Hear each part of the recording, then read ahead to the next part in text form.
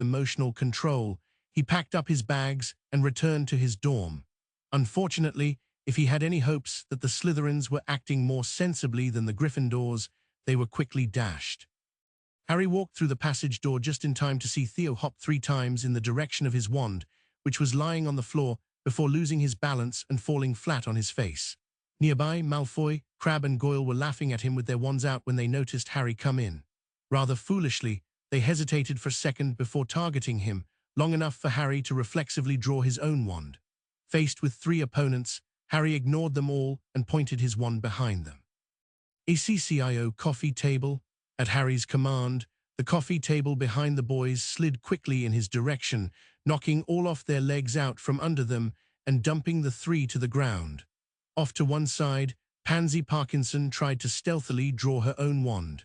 Without even looking, Harry said, "I wouldn't, Pansy. You wouldn't look quite so fetching covered in boils." She froze, her eyes wide.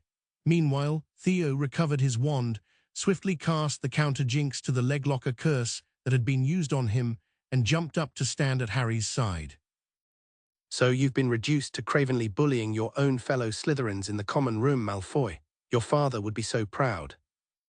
"Shut up, half-blood," snarled Draco as he climbed to his feet. "You're no more worthy to mention my father than you are to even be a Slytherin." Harry shook his head sadly. "Was Halloween that long ago, Malfoy, that you've already forgotten it? You're pretty brave when it's 3-on-1. Do you want to try 3-on-2? "Ahem," said Blaise as he walked into the room, twirling his wand. 3-on-3, actually. Sorry, Theo. I was taking a nap and didn't hear the commotion." Harry smiled and looked back at Draco. 3-on-3 it is, Malfoy. In your case, that's like being hopelessly outnumbered." Draco's face was a mask of rage, but then he focused on Theo and sneered. "And to think, the son of Lord Tiberius not, dependent on blood traitors, consorting with mudbloods even. I wonder what your father would say if he knew." Theo stiffened, but he refused to show fear. "Why don't you go tell him then, Draco? Running around, tattling on people like a spoiled child seems to be your forte." Harry glanced at Theo with a measure of pride. Then he looked back at Draco speculatively. "Malfoy, are you quite sure this is the route you want to take? Do you fully understand how much you're escalating things?" Draco moved closer to the two with a superior expression. "Always target your enemy's greatest weakness. My father said that was one of the secrets of winning in Slytherin. Your greatest weakness is Theo not." Harry crooked an eyebrow at that. "So your father taught you that, eh, Draco?" He thought to himself. "Interesting, I've read that book from the Prince's Lair as well. The actual quote is target your enemy's greatest weaknesses, but always from the shadows, lest you invite his strongest reprisal. Do you know what sort of reprisal you're inviting right now?" He said none of that, however. "Our disagreement has become awfully public, Malfoy." He said instead, almost amiably. "Maybe we should take this to our dorm room for a more civilized discussion." Draco smiled victoriously. After you. Harry put his wand away and confidently walked in the direction of the boys' dorm. Theo walked behind Harry to his right side, glaring at Malfoy and his lackeys as he went past. Blaise fell in behind Harry on the left alongside Theo as they ascended the stairs. "Harry," Theo started. "It's all right, Theo." Harry interrupted calmly. "Everything's fine, I've got this." His voice was low, and while it not as frightening or dangerous as it was last Boxing Day, it nevertheless reminded Theo uncomfortably of how Harry talked that night with Jim Potter in the mirror room. Minutes later, the 6 Slytherin first years were in their dorm room facing each other. "So tell me, Malfoy, what exactly do you know about Tiberius not that you leads you to think your threats should bother us?" "I know enough. I know he's a violent drunkard with no patience for blood traitors, particularly in his own family." Harry nodded. "And despite that, you have no problem with trying to turn him against Theo, no matter what the outcome." Draco shrugged, as if the question was irrelevant. "What outcome, Potter? Any unpleasantness can be avoided completely. All you have to do is make some appropriate gesture in front of our peers, of course, to acknowledge that you know your place in the Slytherin hierarchy.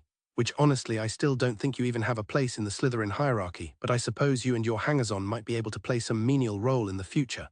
But anyway, whatever you choose to do, make it quick. Father might decide to ask Lord not over for dinner during the Easter break, and he might ask me questions about what his son was up to. Draco took a few steps closer to Harry. Your compassion for someone obviously beneath you is a weakness, Potter. A real Slytherin would have never made himself as vulnerable as you have. Blackmail, and very crude, poorly conceived blackmail at that, and such pointless malice, as if he has no goals beyond just making everyone grovel before him, and he doesn't care how many enemies he makes in the process. Has Lucius Malfoy, for some reason, intentionally ruined his own son? Harry and Draco engaged in a stare-off for a few seconds before Harry finally deflated and looked down, beaten and submissive. All right, you win. How's this for a gesture? Jim Potter has an invisibility cloak, a good one. In fact, I'm pretty sure it's a Potter family heirloom. Just don't say anything to Theo's father over Easter break, please. I'll get the cloak and give it to you when you come back. I'll even present it to you in the common room in front of everyone when you return. Just don't do anything to get Theo hurt, okay? Draco smiled. Then he actually reached up and patted Harry on the cheek, as if he were a small child.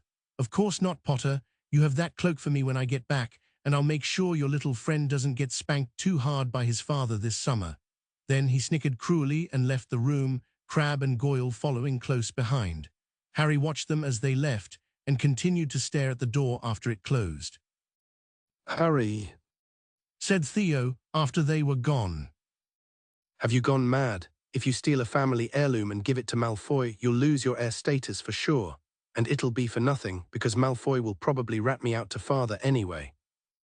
More importantly, said Blaise dryly, you've completely ruined my social standing. I thought I was picking the winner with you, Potter. Instead, you just roll over to that little ponce at the first real threat. Harry continued to stare at the door. Roll over. He said the words slowly, rolling them around in his mouth as if they were foreign and alien. Rule, via. Then he turned to face Blaise with an amused look on his face. Is that really what you think just happened, Blaise? My acting must be pretty good if I fooled even you. He turned his burning gaze back to the door.